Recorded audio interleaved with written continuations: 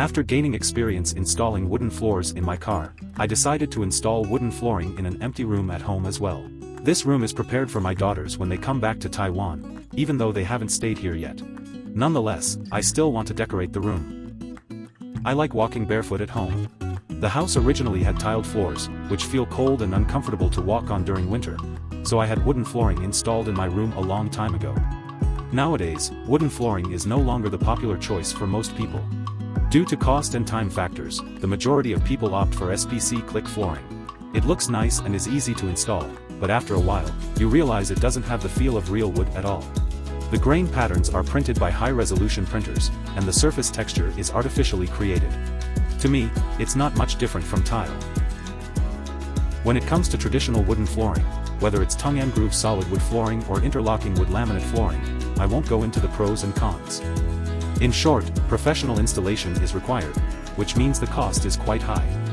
Moreover, if you want wood with a very good texture, it might not just be a matter of money. After much deliberation, I decide to create a floor in a simple way that doesn't require too much professional carpentry skill, reducing labor costs while still having the feel of solid wood flooring. Just like the floor in my grandfather's house when I was a child. This is the reason for making the wooden floor this time.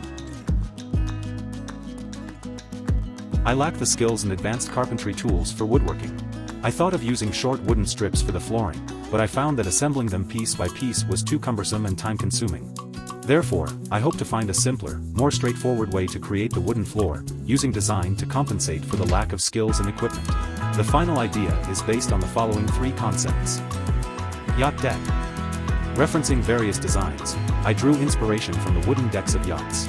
These decks are composed of long planks of wood, eliminating the need for cutting and assembling. Moreover, cutting can compromise the wood fibers due to factors like moisture, temperature, and pressure. In contrast, using uncut planks maintains the natural fiber structure, resulting in a more stable, aesthetically pleasing, and durable floor. Additionally, I aim to evoke a leisurely feeling akin to being on a yacht while spending time in the room. Train railway. The primary considerations in the installation of solid wood flooring are to prevent deformation and moisture damage. Typically, the flooring is elevated above the ground to avoid direct contact with the floor. Nails are used to secure the boards together, preventing deformation, and gaps are left to accommodate for thermal expansion and contraction. The quality of workmanship determines the aesthetics and lifespan of the wood flooring. To ensure that the long wooden strips meet the aforementioned considerations during construction, I devised a method inspired by railroad ties. Railroad ties stabilize the position of the tracks and evenly distribute the pressure they bear onto the ground beneath. I used half-inch plywood fastened beneath the long wooden strips with stainless steel screws, elevating them to prevent moisture or temperature from affecting the strips. The spacing for the elevation must also consider the load-bearing capacity of the strips themselves. Additionally, I employed stainless steel screws to correct any warping of the wooden floorboards and secure them to the same plane. Puzzle module. Traditional wood flooring typically requires complete dismantling for removal, making it difficult to clean and maintain. Inspired by some modular flooring products on the market, I want to design a large modular wood floor that is easy to assemble and disassemble, and also preserves the original look. The idea is to combine the wooden strips into large modules that can interlock with each other. These modules would stay in place due to their own weight and the non-slip pads underneath, making it easy to remove individual pieces for maintenance. As previously mentioned, I used half-inch plywood fastened beneath the long wooden strips. This not only elevates the strips but also modularizes them. Each module consists of 6 wooden strips with similar shapes and grain patterns, fixed onto the plywood with stainless steel screws. During assembly, weights are used to keep the strips level and the sides flat. The resulting module of 6 solid wood strips has interlocking edges similar to tongue-and-groove joints. The weight of the modules keeps them flat and stable, while their design allows for easy disassembly, facilitating future repairs and maintenance. After finalizing the method for laying the wooden floor, I measured the dimensions of the room to determine how much wood I needed to purchase. Once the design was complete, I could start selecting the materials I needed. Before starting the construction, I first needed to purchase the necessary materials that I shopped online and bought about 50 strips of Malaysian hardwood for approximately 9,000 TWD.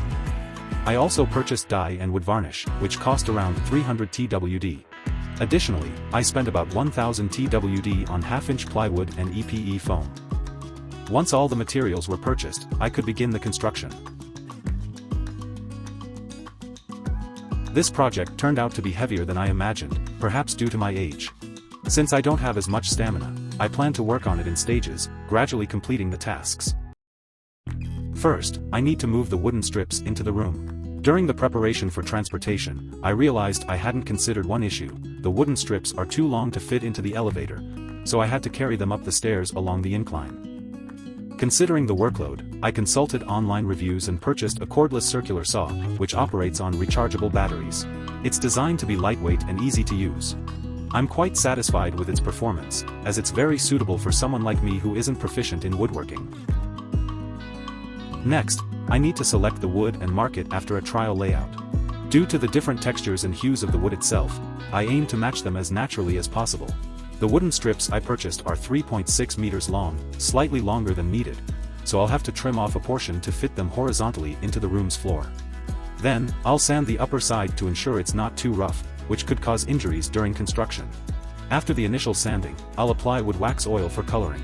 Once the pigment dries, I'll seal the pores with a primer. Following the primer, there will be a second sanding before applying another layer of paint to protect the surface.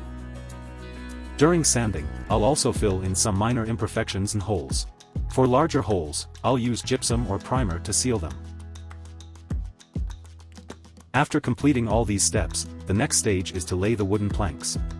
As mentioned earlier, I chose to nail 6 mm plywood at equal distances between the floor and the wooden planks. After securing it with screws, it indeed fixed the wooden planks and reduced warping. Once the plywood is fixed, to reduce the noise generated when walking on the wooden floor, I laid EPE foam at the bottom. This not only reduces wobbling but also absorbs sound. After laying the floor, I will apply a layer of finish, then sand it, and finally apply a second layer of finish. This will complete the wooden flooring part.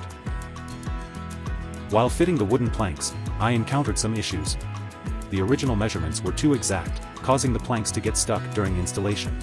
Therefore, I sawed off a bit from one end of the planks and re-sanded them, allowing them to fit in smoothly. However, my measurements were not precise when I sawed them shorter, resulting in gaps between some planks and the wall edges. To solve this, I covered the gaps with pebbles, which also serve as decoration. My wooden floor is not nailed to the ground but assembled in a seamless manner. This way, it can be easily dismantled for style changes or floor repairs in the future. During this project, I encountered many issues along the way, but I am still very satisfied with the results. Here are a few insights I'd like to share for your reference. Transportation. For the sake of convenience in making the project, I overlooked the length of the wooden planks, which made transportation difficult and consumed a lot of time and effort. Fortunately, I was able to carry them upstairs by aligning with the angle of the staircase. Therefore, when purchasing materials, be sure to consider the transportation route. Wood deformation. Even though wood is dried during cutting and transportation, it can still warp or crack due to humidity changes during transit. To prevent this, it's advisable to apply paint to the wood beforehand to seal its pores.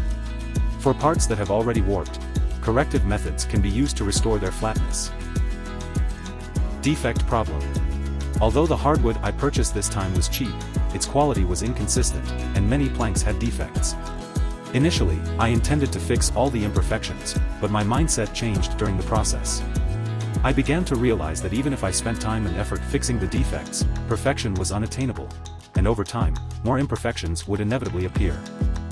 This made me reflect on the pursuit of perfection. Sometimes, we strive for it, but in reality, nothing can be flawless. In the end, I adjusted my mindset to focus on the overall quality and functionality. During this project, because my youngest daughter told me she would be coming home for Christmas, I wanted to complete it before then. Although she couldn't come back due to unexpected circumstances, I still finished the project on time. Setting a deadline created pressure, which motivated me to execute the plan.